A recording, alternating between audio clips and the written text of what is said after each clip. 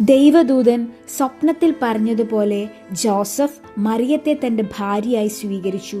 എന്നാൽ കുഞ്ഞ് ജനിക്കുന്നതുവരെ ജോസഫ് മറിയത്തെ ഭാര്യയായി അറിഞ്ഞിരുന്നില്ല. അവളെ അവൻ സ്നേഹത്തോടെ കാത്തു സൂക്ഷിച്ചു.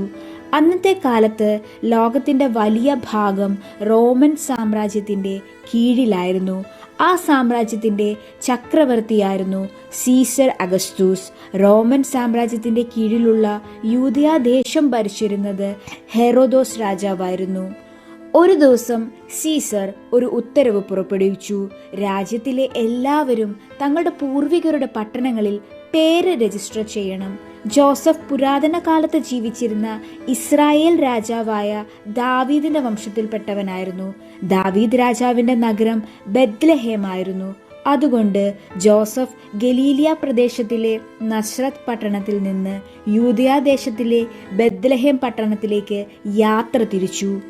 ഗർഭിണിയായ മറിയത്തെയും അവൻ കൂടെ കൂട്ടി. ദീർഘവും കഠിനവുമായ യാത്രയ്ക്ക് ശേഷം അവർ ബെത്ലഹേമിലെത്തി. അവിടെ എത്തിയപ്പോൾ മറിയത്തിൻ്റെ പ്രസവ സമയം അടുത്തു.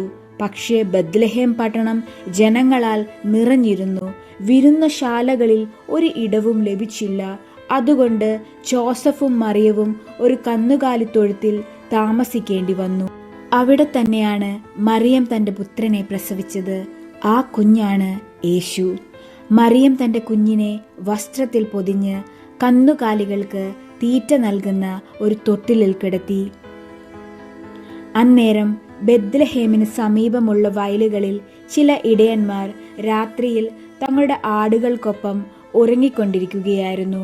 അപ്പോൾ ദൈവത്തിൻ്റെ ദൂതൻ അവരുടെ മുൻപിൽ പ്രത്യക്ഷപ്പെട്ടു. ദൈവത്തിൻ്റെ മഹത്വം അവരെ ചുറ്റിപ്രകാശിച്ചു. ഇടയന്മാർ വളരെ ഭയപ്പെട്ടു. പക്ഷേ ദൂതൻ പറഞ്ഞു, ഭയപ്പെടേണ്ട. എല്ലാ ജനങ്ങൾക്കും വേണ്ടിയുള്ള വലിയ സന്തോഷ വാർത്തയാണ് ഞാൻ ഇപ്പോൾ നിങ്ങളെ അറിയിക്കുന്നത്. ഇന്ന് ദാവീദിന്റെ പട്ടണത്തിൽ നിങ്ങൾക്കായി ഒരു രക്ഷകൻ ജനിച്ചിരിക്കുന്നു. അവൻ കർത്താവായ യേശു ക്രിസ്തുവാണ്. നിങ്ങൾക്ക് ഒരു അടയാളമുണ്ടാകും. വസ്ത്രത്തിൽ പൊതിഞ്ഞ് തൊട്ടിലിൽ കിടക്കുന്ന ഒരു കുഞ്ഞിനെ നിങ്ങൾ കാണും. ഉടൻ തന്നെ ആകാശത്ത് അനേകം ദൂതന്മാർ പ്രത്യക്ഷപ്പെട്ടു. അവർ ദൈവത്തെ സ്തുതിച്ചു പറഞ്ഞു, അത്യുന്നതങ്ങളിൽ ദൈവത്തിന് മഹത്വം, ഭൂമിയിൽ സന്മനസ്സുള്ളവർക്ക് സമാധാനം. ദൂതന്മാർ പോയ ശേഷം ഇടയന്മാർ പറഞ്ഞു, വരൂ, നമുക്ക് ബെത്ലഹേമിലേക്ക് പോകാം. അവർ പോയി മറിയത്തെയും ജോസഫിനെയും തൊട്ടിലിൽ കിടക്കുന്ന ശിശുവായ യേശുവിനെയും കണ്ടു. ശിശുവിനെ കണ്ടു മടങ്ങിയ ആട്ടിടയന്മാർ ഈ വാർത്ത മറ്റുള്ളവരോട് പറഞ്ഞു. മറിയം ഈ സംഭവങ്ങളെല്ലാം തൻ്റെ ഹൃദയത്തിൽ സൂക്ഷിച്ചു. ഇതിനുശേഷം കിഴക്കൻ ദേശങ്ങളിൽ നിന്നുള്ള ചില ജ്ഞാനികൾ ഒരു അത്ഭുത നക്ഷത്രം കണ്ടു. ആ നക്ഷത്രം കണ്ട് അവർ ജെറുസലേം നഗരത്തിലേക്കെത്തി. അവർ ചോദിച്ചു, യൂദന്മാരുടെ രാജാവായി ജനിച്ചവൻ എവിടെയാണ്? ഈ വാർത്ത കേട്ടപ്പോൾ യൂദയാദേശത്തിന്റെ രാജാവായ ഹെറോദോസ് ആശങ്കപ്പെട്ടു. അവൻ പുരോഹിതന്മാരെയും പണ്ഡിതന്മാരെയും വിളിച്ചു. അവർ പറഞ്ഞു, പ്രവചനപ്രകാരം മിശിഹ ജെറുസലേം പ്രദേശത്തിലുള്ള ബെത്ലഹേം പട്ടണത്തിലാണ് ജനിക്കുക.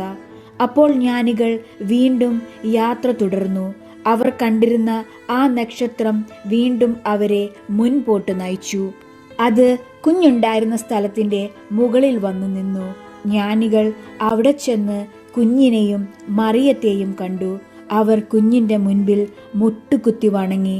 അവർ കൊണ്ടുവന്ന സമ്മാനങ്ങൾ കുഞ്ഞിനരികിൽ വെച്ചു: സ്വർണം, കുന്തിരിക്കം, മീറ. പിന്നീട് സ്വപ്നത്തിൽ മുന്നറിയിപ്പ് ലഭിച്ചതിന് പ്രകാരം ഹെറോദോസ് രാജാവിൻ്റെ അടുത്തേക്ക് തിരിച്ചു പോകാതെ മറ്റൊരു വഴിയായി തങ്ങളുടെ നാട്ടിലേക്ക് മടങ്ങി.